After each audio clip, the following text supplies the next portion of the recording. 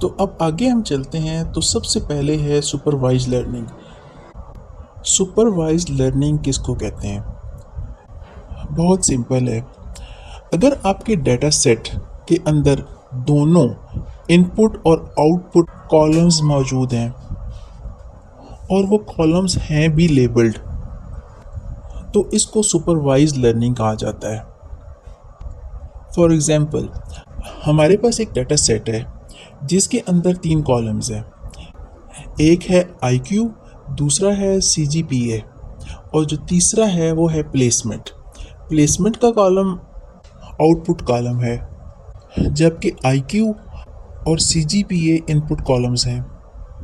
Machine learning model IQ और CGPA के base पर डिसाइड करेगा कि इस स्टूडेंट की प्लेसमेंट होगी कि नहीं होगी। तो मेन जो बात है इसके अंदर वो यही है कि लेबल्ड डाटा होना चाहिए और बोथ इनपुट और आउटपुट कॉलम प्रेजेंट होते हैं। सुपरवाइज लर्निंग को हम 2 पार्ट्स में डिवाइड कर सकते हैं। एक है रिग्रेशन और दूसरा है क्लासिफिकेशन। अगर आउटपुट कॉलम न्यूमेरिकल है तो ये regression type of supervise learning होगी। मिसाल के तौर पे IQ लेवल और CGPA 2 इनपुट कॉलम्स हैं और इन दोनों इनपुट कॉलम्स की बेस पर ये डिसाइड होना है कि सैलरी कितनी होनी चाहिए। जैसे इस एग्जांपल में IQ है 7.1 और CGPA है 8.9, तो सैलरी है 50,000। जबकि दूसरे स्टूडेंट का IQ है 6.3 और CGPA है 7.2 और उसकी सैलरी है 40,000।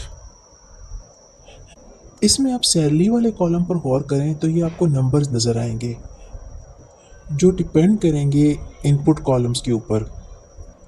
जबकि जो दूसरी टाइप ऑफ सुपरवाइज्ड लर्निंग है वो है क्लासिफिकेशन। क्लासिफिकेशन के अंदर जो आउटपुट कॉलम होता है वो कैटेगोरिकल होता है। जैसा कि इस एग्जांपल में एक स्टूडेंट का IQ 7.1 है और उसका CGPA 8.9 है और उसकी प्लेसमेंट हो गई है, जबकि दूसरे स्टूडेंट 6.3 उसका IQ और CGPA 7.2 उसकी प्लेसमेंट नहीं हुई। अब इस केस के अंदर हमें जो आउटपुट है वो कैटेगरी नज़र आ रही है 0 और 1। 1 मीन्स प्लेसमेंट हो गई और 0 मीन्स प्लेसमेंट नहीं हुई। यहाँ पर एक क्वेश्चन रेज होता है, क्या ये आउटपुट जो कॉलम है सिर्फ सिंगल आउटपुट देगा या मल्टी आउटपुट देगा? तो इसका जवाब है कि ये मल्टी आउटपुट भी दे सकता है दोनों केसेस में। जैसे हम कार्स का डेटा सेट लेते हैं, उस डेटा सेट के अंदर जो उसके इनपुट्स कॉलम्स या एट्रीब्यूट्स होंगे, जैसे engine size, weight, fuel type वगैरह, उनकी बेसिस पे आउटपुट प्रिडिक्ट होगी। जैसे इस एग्जांपल में 2 आउटपुट्स हैं, एक है फ्यूल एफिशिएंसी और दूसरा है टॉप स्पीड। इसी तरह क्लासिफिकेशन के केस में हम एक न्यूज़ आर्टिकल की एग्जांपल ले सकते हैं जिसके अंदर text of the news input column है, जबकि आउटपुट कॉलम में मल्टीपल टैग्स, लेबल्स वगैरह जो इस आर्टिकल को कवर करते हैं, जैसे इकोनॉमी, हेल्थ और साइंस वगैरह। ये मल्टीपल क्लासेस हैं जो क्लासिफिकेशन सुपरवाइज लर्निंग को रिप्रेजेंट करता है।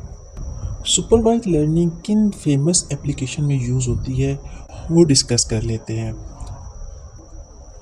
इसकी एक एग्जांपल है prediction of prices of the houses. ये regression type of supervise learning है।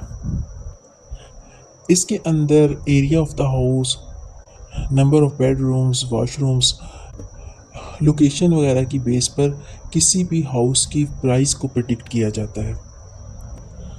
ये दूसरी जो एग्जांपल है ये क्लासिफिकेशन की एग्जांपल है कि कोई भी ईमेल जो रिसीव होती है वो स्पैम है या नॉर्मल मेल है।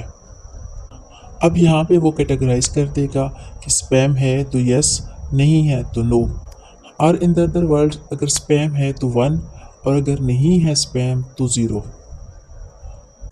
ये जो तीसरी एग्जांपल है ये है वेदर प्रिडिक्शन के बारे में।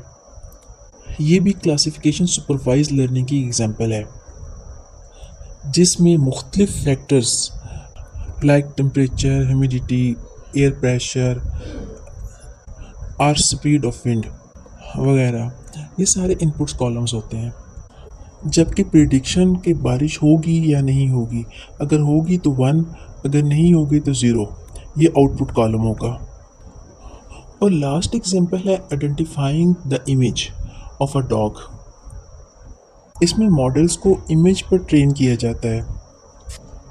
उसके बाद मॉडल प्रिडिक्शन करता है कि जो गिवन इमेज है प्रेजेंट है कि नहीं है।